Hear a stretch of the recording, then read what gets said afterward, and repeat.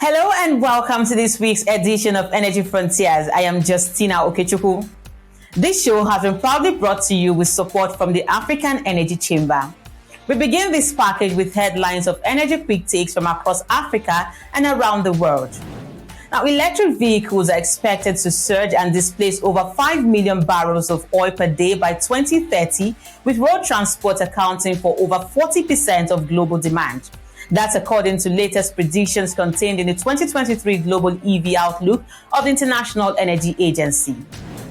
In the meantime, the 9th Joint Workshop of the International Energy Agency, the International Energy Forum, and the Organization of the Petroleum Exporting Countries held a hybrid meeting on the interactions between physical and financial energy markets under the theme Spot and Paper Markets, Divergent Trends Amid Low Liquidity in Futures Markets.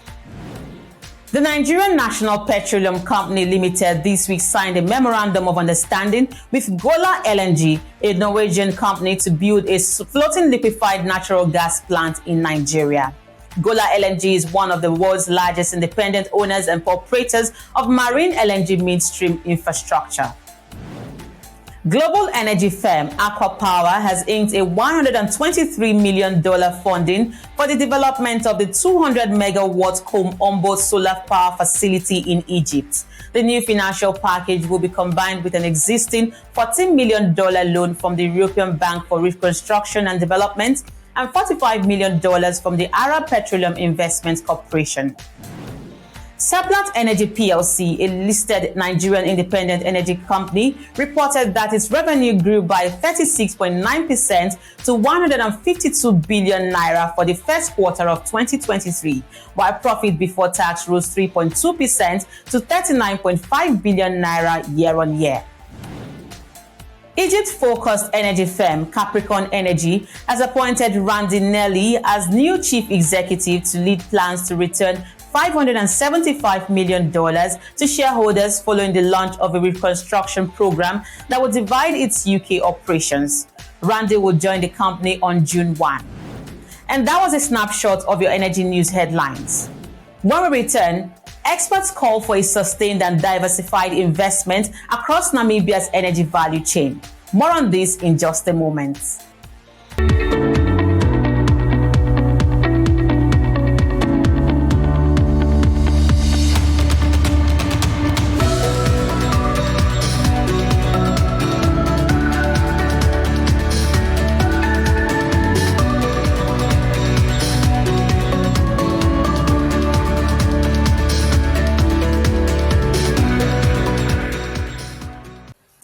This is Energy Frontiers. Namibia's Minister of Mines and Energy, Tom Alwendo, has called for caution in handling the country's energy resources in order to ensure a sustainable and secure energy future. Alwendo was addressing key stakeholders, ministers, and industry officials at the 3-day Namibia International Energy Conference under the theme, The Journey Towards Value Creation. Take a listen. If you are going to grow our economies, as I think we have decided to, I think we all want to grow our economies, it means we are going to demand more energy. We are going to need more energy. Furthermore, the availability and access to energy sources are not evenly distributed. It is essential, therefore, that we handle the energy issues with caution and care to prevent conflicts and ensure sustainable development. The current geopolitical tensions are a clear indication of the importance of giving due diligence to the energy issues. And according to the Energy Observatory Agency, on average, a solar power plant has been able to generate electricity for only 11% of a 365-day period, based on reported data, while wind power was online for 25% of the time during the same period. And in contrast, coal was online for 92% of the same period. So while there may be several factors that would have impacted these numbers suggest that many of our newer energy resources are not being fully utilized and are sitting idle for most of the time. that means that we need to do much more. Namibia and many other African countries face a significant energy deficit. So we have this energy deficit, and therefore really is more about energy poverty. And that limits our economic growth and also negatively affects the living standards of our citizens. And to address this issue, it's vital to make use of all available energy resources, including renewable, of course, and also non-renewable, in order for us to improve the livelihood of our people. From the minister's speech to how countries can shape the future of energy towards value creation, here is a ministerial panel at the conference calling for collaborations between countries and emphasizing the need to fast-track energy development for energy security and economic expansion. Take a look. But allow me to paint for you a picture in terms of what is available in Namibia. We have managed to unlock the potential of the Orange Basin. And I know the hype is around the discoveries that we just made, the oil discovery, but we have the first well that was ever drilled in Namibia in 1974 already de-risked and unlocked the Orange Basin with the Kudu discoveries. So we are aware of the resources and where they are within the Orange Basin. But what you need to know is that the potential in terms of the prospectivity of the entire Namibian coastline is vast and it's really underexplored. There has been some reawakening on the African continent about our previous thinking that as countries, we can go solo in the development of our oil and gas industry. Since the reform of APA, from APA to APO, there is this gradual belief that, look, no one African country can make it successfully in the oil and gas industry without collaboration and integration and cooperation amongst us. And here I want to say that APO has really provided the leadership. Right now we are producing around 1.1 million barrels, and we have a long experience. And what we need to pass to the Namibian counterpart is not only the good experience, it's also the errors that we made, to avoid them to repeat some errors, because errors cost money. And what we like to pass is the possibility of the Namibian counterpart avoid this kind of errors. But besides this, our discussions also concentrate on our experience on local content. You know that the local content is not the revenue of oil is not only selling the barrel of oil. It has to be something else. The revenue of oil has to come from service that the local company can provide to the oil industry. We have around, in terms of potential, more than 900 billion cubic feet of gas, which makes us as a fifth African country in terms of gas potential. And this should change drastically, the economy of the country, because what we plan to do with this is to do gas to power, because actually in Senegal our mix is mainly based in HFO. We have around 80% of the mix based on HFO and around 20 to 30% renewable. And now we are working on this, even in our NDC. We assume that we will continue to drill and also to explore all our potential in terms of gas and also in oil. Of course, at the very outset, there were very limited Ghanaians in the space, albeit the fact that GNPC, our national oil company, had a lot of capacity that they had developed over the years. But I believe that it's as a result of the regulation that we put in, which then looked at local content in three levels, okay? On the level of Ghanaian equity participation, on the level of Ghanaian goods and services, and also on the level of Ghanaian employment creation. And so what we sought to do was to roll out what we call the accelerated oil and gas capacity building program, which led to escalating the training of Ghanaian personnel. Coming next, Empower New Energy is looking to finance the transition to affordable and clean energy in Africa. We'll be right back.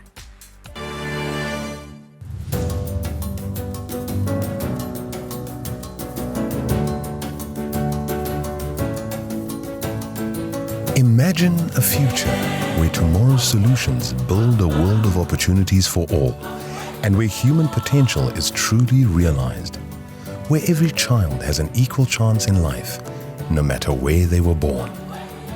Imagine the potential of a continent built on low-carbon oil and natural gas and abundant renewable energy.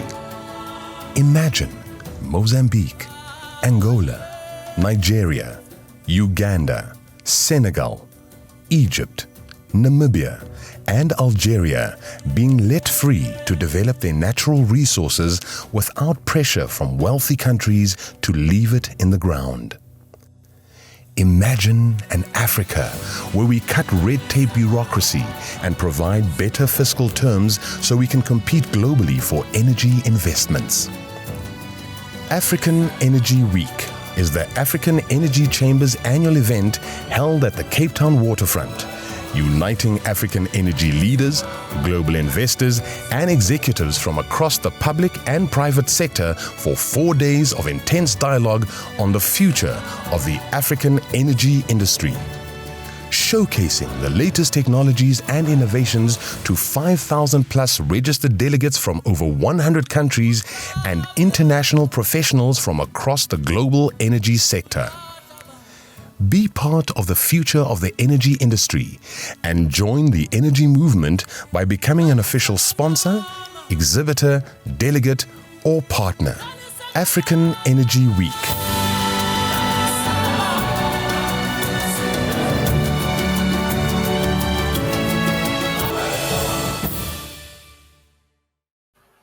Welcome back to the program.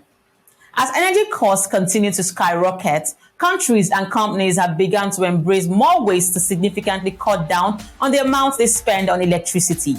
So I sat to an interview with Terje Osmundsen, co-founder and CEO of Empower New Energy, an Oslo-based commercial and industrial solar and storage investor, and he spoke to me about how scaling solar energy can reduce more greenhouse gas emissions faster in Africa. Now, speak to me about your recent solar investment expansion and relationships in West Africa and the rest of the continent. Yes, so Empower Energy is a company who has raised now significant funding to finance the transition to affordable clean energy by industry and industry, commercial and industrial users in Africa. And as you know, the potential is enormous. Just as a reminder, Africa last year had less than 0.4% of the world's solar installations, whereas Africa has 60% of the world's solar resources.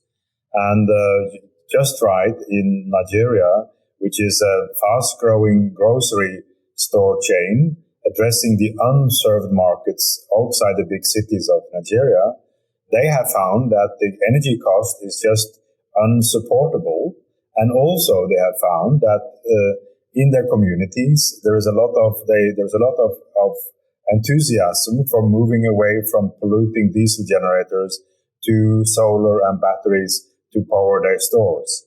So we have the pleasure working with our development and installation partner, PowerCell and Just Right, to demonstrate that grocery stores in Nigeria can be run efficiently, economically, and sustainably on solar power. This is just one of several investments we plan to do in Africa in the next years. Yeah, so I'm also aware that you're currently in Ghana and for the commissioning of Ghana Nuts Company's solar power. How much investment is in this pipeline? Yes, we had a fantastic event yesterday with the presence of both the Norwegian ambassador, EU and EU delegation and our partners, first of all our partners here in Ghana, where Mr. Oved Asante Obe Asante, who is the founder of Ghana Nuts and a very visionary person in the agro-processing industry. He is now working with several thousand women in Ghana who are collecting shea nuts and bringing their shea nuts to Ghana Nuts.